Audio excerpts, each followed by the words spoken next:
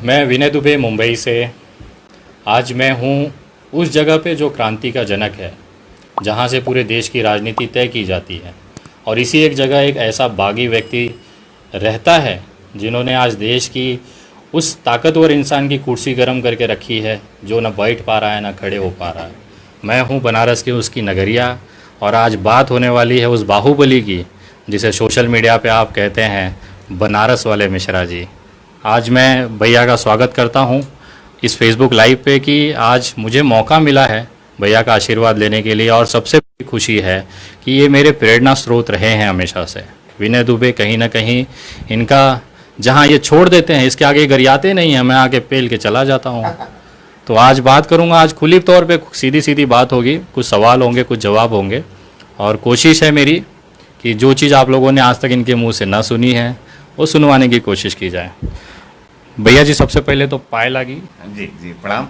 और विनय भैया, आपका बनारस बाबा काशी विश्वनाथ के नगरी में हार्दिक स्वागत, अभिनंदन है। आप जैसे क्रांतिकारी साथियों से मिल करके बनारस की भूमि जो है, अपने आप को भी जो है बड़ा गर्व महसूस करती होगी कि एक ब्राह्मण पुत्र जो महाराष्ट्र के अंदर जो है उत्तर भारतीयों के सम्मान और मर्यादा के लिए जो है लड़ाई लड़ता है। और आज बनारस उत्तर भारतीयों का जो सबसे प्रमुख धार्मिक स्थल है, बाबा विश्वनाथ का आंगन है, उसमें आपका हार्दिक स्वागत, अभिनंदन है। और दूसरी बात ये रही कि आपने कहा कि ये बनारस जो है नरेंद्र मोदी जी का संसदीय क्षेत्र है, तो निश्चित रूप से। और आपने ये कहा कि प्रेरणा स्रोत हैं हम, लेकिन ये आपकी महानता है और ये आपका बड़कपना है। और यही एक बड़ा बनारस की एक भाईचारे और एकता की एक बड़ी मिसाल है, जिसको हम और आप महाराष्ट्र के वीर भूमि से जो है उत्तर भारतीयों के लिए जो है संघर्ष करते हैं। और हमारा इत्तेफाक और बदनसीबी ये है कि मैं अपने ही घर में अपने अधिकार और हुकूक से जो है नरेंद्र मोदी और योगी जैसे जो है जल्लादों से लड़ते हुए जो है वो हम लोग संघर्ष कर रहे हैं। रही बात ये कि आपके सारे संघर्ष को पूरा उत्तर प्रदेश, पूरा बिहार, पूरा भारत जो है बड़े शान से देखता है। और मैं भी कभी कभी आपको जब देखता हूँ, मैं एकदम फैक्ट बात कह रहा हूँ कि मैं भी जब विनय दुबे को कभी कभी देखता हूँ तो एक नौजवानों का जो एक ताकत होता है, एक रुतबा जो होता है, यानी गूंगा कोई नौजवान ना हो, और गूंगा जो नौजवान मुझे जो है पसंद नहीं है। तो मैं विनय दुबे जी आपको बहुत ज़्यादा प्यार करता हूं और आपका सम्मान करता हूं कि नौजवानी की एक जो तेवर और एक जो लहर होती है वो आपके अंदर है। निश्चित रूप से बाबा विश्वनाथ का आशीर्वाद होगा आपके। भैया, आप गरियाते भी हैं कि नहीं गरियाते हैं? नहीं, गरियाते हैं, बहुत बाकायदे। आपकी पसंदीदा गाली कौन सी है? लेकिन थोड़ा संभाल के। देखिए, हम गद्दार से बड़ा कोई गाली नहीं समझते हैं। और इस देश में जब राजनीति के अंदर गद्दारी होने लगती है तो मैं उस गद्दार को गद्दार करता हूं। और नरेंद्र मोदी और अमित शाह को मैं गद्दार के रूप में देखता हूं। उनके साथ साथ उनके छोटे भाई हैं योगी जी, वो मठ से निकलते हैं, वो यूपी के भी नहीं हैं, वो उत्तराखंड के पहाड़ी इलाके में रहते हैं। और जो व्यक्ति जो अपने परिवार, अच्छा इत्तेफाक देखिए, पूरा देश जो है बिना परिवार, जो परिवार की जिम्मेदारी नहीं निभा पाता, मैं लगातार कहता रहता हूँ, उसको जो है पूरा देश जो है भावना में बहता है, श्री राम के नाम का आस्था का जो है कि मतलब लेता है, मतलब आसरा लेता है और सत्ता में जाके बैठ जाता है। तो बाबा भीमराव अंबेडकर के जो है कि इस देश में जब धर्मवाद और जातिवाद का जो है लहर बहता है, तो विनय जी, हमारे और आप जैसे नौजवानों की ये नैतिक जिम्मेदारी बनती है कि हम इस तिरंगा के मान, मर्यादा और सम्मान के लिए और संविधान के इस जो संविधान की रक्षा के लिए जो आप लड़ रहे हैं, उसमें मेरा भी एक भागीदारी, एक कदम आपके साथ जरूर रहेगा इस भारत देश में। पूरे देश में कहा जाता है कि मिश्रा जी सिक्के के एक पहलू हैं, दूसरा पहलू विनय दुबे है। और बहुत सारे लोग बार बार निवेदन करते थे कि दोनों जन एक साथ एक वीडियो पे आएँ। तो आज आप लोगों को बताना चाहूँगा कि आप लोगों ने हमारी रेगुलर बातें सुनी होंगी। अब भैया वो थोड़ा सा चोला बदला जाए। हाँ। जो ये सुनना चाहते हैं वो ज़रा सुनवाते हैं जी। भैया, मिश्रा जी जहाँ पे ख़त्म होते हैं, क्योंकि एक बहुत ही सभ्य तरीके से अपनी बातें रखते हैं, विनय दुबे उसके आगे पेलना चालू करता है। भड़वे करके अंडभक्तों से मेरी शुरुआत होती है, क्योंकि कहीं ना कहीं भैया जी थोड़ा सा उन पर रहम कर देते हैं। वो आगे आगे लेते हैं, हम पीछे पीछे लेते हैं, दोनों मिल के मतलब तबीयत से ले लेते हैं। भैया एक बात बताइए, काहे इतना प्यार करते हैं भारतीय जनता पार्टी से? मुझे तरस आता है विनय जी, इनकी, जैसे आप कहते हैं ना कि अंडभक्त।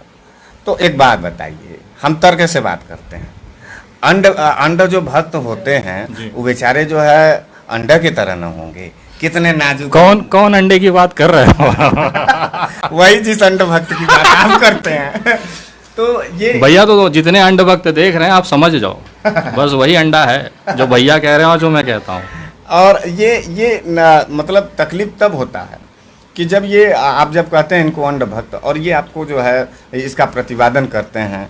बताइए, इस देश में सबसे बड़ी जाति के रूप में हिंदुओं में ब्राह्मण माना जाता है, और ब्राह्मण काशी में के ब्राह्मण को, आप भी उत्तर भारतीय हैं, इस देश के उत्तर भारतीयों में ब्राह्मणों का जो योगदान रहा है, उस योगदान पे भी जो है इनको जो है कि ये पुछरंगवा सियार हम कहते हैं नरेंद्र मोदी जी को।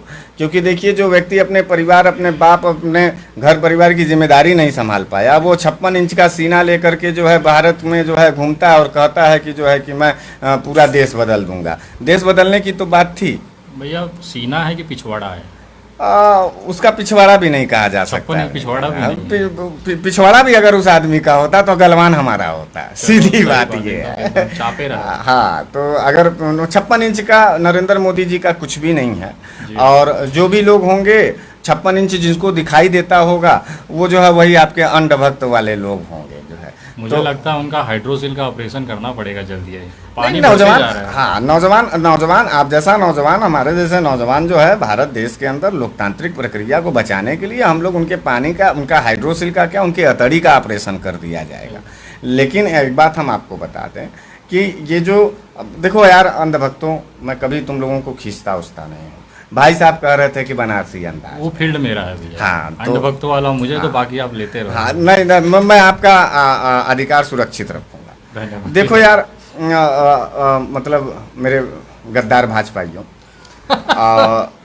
देश बड़ी दिक्कत से बाहर आया है। ये इस देश में हमारे बाप और विनय जी के पिताजी और दादा का ही योगदान नहीं है, कहीं ना कहीं तुम्हारे भी बाप और तुम्हारे भी दादाओं का योगदान था, तब इस देश में आज़ादी हुई। इस देश में कोई हिंदू ही नहीं रहा, इस देश में तमाम उन वर्ग के लोग भी रहे हैं जिनके बाप दादाओं ने यहाँ बलिदान और कुर्बानी दिया। अब अच्छा, मुझे गर्व ये है कि मेरा बाप दादा सावरकर नहीं है, विनय जी गोलवरकर नहीं है, माफीबाज नहीं है हमारे खानदान के लोग। शायद आपके डीएनए में सावरकर और जो है गोलवरकर जैसे गद्दारों का खून नहीं है, इसलिए आपके अंदर जो है क्रांतिकारिता है और आप सरकार और शासन से अपने वाजिब सवाल पर जो है सवाल करते हैं। और ये लोकतंत्र की बहुत बड़ी खूबसूरती है। जिस देश में आप देख लीजिए, अब वो किम जोन वाला देश, वो कौन सा, नॉर्थ कोरिया है कि कौन सा है? तो मोदी जी, ये नॉर्थ कोरिया नहीं बन सकता भारत, ये सपना अपना देखना छोड़ दो यार। और फिर दूसरी बात ये है कि जो है कि ट्रंप जैसा अमेरिका ये नहीं बन सकता। यहाँ विविधता है, और विविधता में जो है जिस तरीके से हमारी पूरी भारत की एकता और अखंडता है, उसको हम लोग जारी रखते हैं। विनय जी, आप भी प्रयास कर रहे हैं। आप देखिए, उत्तर भारत से जाकर के बिहार और महाराष्ट्र के अंदर एक बड़ा मूवमेंट करते हैं। आपका अपराध क्या था? हम लोग पूरे देश के अंदर आपके टीवी चैनल पर देख रहे थे, बड़ा दर्द हो रहा था। आपका अपराध यही था ना कि आप उत्तर भारतीयों के उन गरीब मजदूर महिलाओं और बच्चों को सुरक्षित जो है ट्रेन के द्वारा उनके घरों पर भेजना चाहते जी। आपने कहा कि हम अपने खर्चे से आपको लेके जाएंगे। आपने तो भीख भी नहीं मांगा नरेंद्र मोदी जैसे दलिद्र सरकार से। ये वो दलिद्र सरकार है जो महिलाओं का सैनिटरी पैड भी जो है नीलाम करने से बाज नहीं आए। बच्चों का जो है पोकी पैंट जो इसको कहा जाता है, उसको भी ये जो है कि देखिए मेरे मुंह से निकल गया तो उसको भी ये बेचने से बाज नहीं आएंगे। अच्छा, दूसरी बात ये है कि जिन भाजपाइयों को अपने माँ बहन की इज्जत का फिक्र नहीं होगा, वही जो है दूसरे की माँ बहन की इज्जत को उठा रहे। सफूरा जरगर के लिए आप भी बोल रहे थे, हम भी बोल रहे थे। इन लोगों ने माँ बहन की इस तरीके की गाली दी है जिसके बाद से आत्मा एकदम दूषित हुआ, दर्द से भरा। और मुझे ये लगा कि ये मेरा देश है, ये हमको गाली दे करके राष्ट्रद्रोह कर सकते हैं, तो मैं इनका गर्दन और उनका कलेजा बाहर निकाल करके इनको अपनी भी राष्ट्रभक्ति दिखा सकता हूं। और मुझे ये उम्मीद है कि साले भोसड़ी वाले है भी इसी के लायक, निश्चित रूप से। और हमारे के यहाँ तो जो है कि मतलब कि कहा जाता है एक तो हराम ज्यादा। हराम का ज़्यादा जानते हैं क्या होता है विनय जी? हराम का ज़्यादा ये होता है कि जिसका ना माने हरामी में पैदाइश के, तो ये भारतीय जनता पार्टी के जितने कार्यकर्ता हैं, अच्छा इनके माथे पर देखेंगे जो इनके गर्दन में जय श्री राम का वो रहेगा। मर्यादा पुरुषोत्तम राम के भी चरित्र का नीलामीकरण अगर किसी ने किया पूरे देश के अंदर, तो भारतीय जनता पार्टी के योगी सरकार ने किया। योगी जी रो रहे थे संसद में, आपको वो वीडियो याद होगा। और योगी जी जिस तरीके से उत्तर प्रदेश में आपने 200 ब्राह्मणों की हत्या कराई है, उसके लिए मैं आपको साफ साफ, विनय दुबे जी हमारे भाई हैं, अब वहीं एक तो विकास दुबे का टेलर देखे हैं, दिमाग खराब करोगे तो दूसरा विनय दुबे का भी टेलर देखोगे। हम लोगों को जीने होने की ज़्यादा खुशहाली नहीं है, और सस्ती जिंदगी जीने से बेहतर यह है कि महंगी मौत के लिए विनय दुबे संघर्षरत हैं, हरीश मिश्रा संघर्षरत हैं, उसमें कोई दिक्कत की बात नहीं।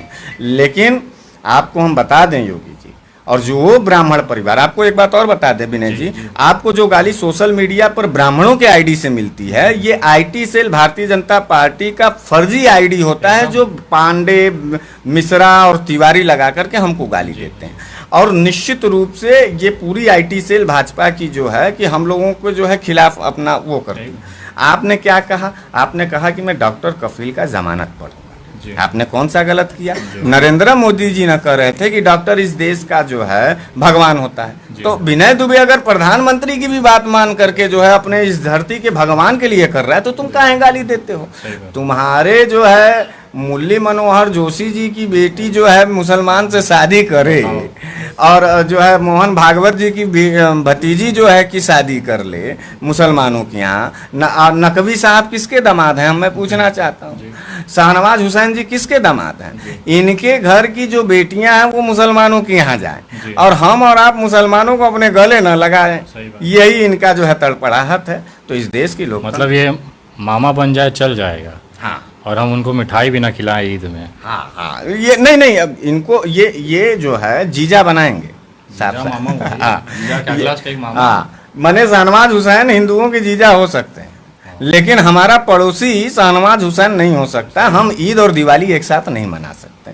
तो ये बनारस की भूमि है, और आपका हार्दिक स्वागत है। बाबा विश्वनाथ आपको ढेर सारी शुभकामनाएं देंगे, ढेर सारी ताकत देंगे। जिस हिसाब से आप उत्तर भारतीयों की आवाज़ बुलंद करते हैं मुंबई और महाराष्ट्र में, मुझे लगता है कि आने वाले समय में बिहार के अंदर जो हमारी और हमारी शुभकामना है आपके लिए, आप लगातार पूरे देश में। अच्छा, एक बात और भी मैं आपके ही आईडी से बता दूं कि विनय दुबे एक ऐसी मजबूत आवाज़ है जिस आवाज़ को सुनने के बाद एक मरा हुआ भी नौजवान की धड़कन तेज होती है, और उसके जज्बात इस तरीके से क्रांति के लिए उठते हैं जैसे कि वो बनारस वाले मिश्रा जी बन जाता है। तो इस तरीके की खूबसूरती है। कर दीजिएगा, बस सीधा सीधा उल्टा कर दीजिएगा, इस पे आपत्ति है मुझे। नहीं, यहाँ से उठती है तब विनय दुबे जैसे लोग आते हैं। और आपको देश के मुसलमान साथियों को, देश के क्रिश्चियन साथियों को, देश के जो है फारसी साथियों को, जितने भी जाति मजहब के लोग हैं, आप एकदम निश्चिंत रहिएगा। आपको कोई सड़क पर CA-NRC के तहत जो है विनय दुबे ने पूरे देश के अंदर मूवमेंट किया और सारे जगह हो गए।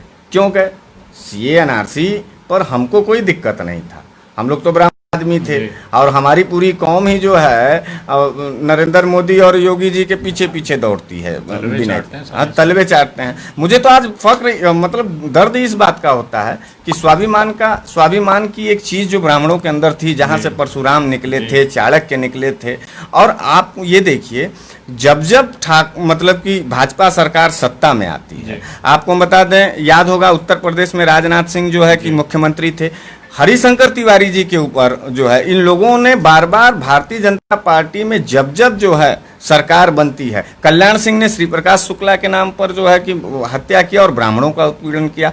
अब योगी जी जो है यहाँ उत्तर प्रदेश के अंदर विकास दुबे की हत्या करके जो है, अब कह रहे हैं विकास दुबे, माने जो लोग भी विकास दुबे की बात, माने ब्राह्मणों की हत्या की बात कर रहे हैं, उनको सीधे सीधे ये अंधभक्त जो है जोड़ देते हैं, कहते हैं कि वो तो अपराधी था। हम ये पूछना चाहते हैं कि एक न विकास दुबे अपराधी था कि 200 जो हत्याएं हुए उसका, तो हमको लगता है नेशनल दस्तक की आपसे गुजारिश है कि अगर इसको बचाना चाहते हैं तो नेशनल दस्तक को सब्सक्राइब करने के लिए रेड कलर के सब्सक्राइब बटन को दबाएं, फिर बेल आइकन की घंटी दबाएं। नेशनल दस्तक को बचाने के लिए बहुत जरूरी है कि हर खबर को शेयर करें, लाइक करें, कमेंट जरूर करें।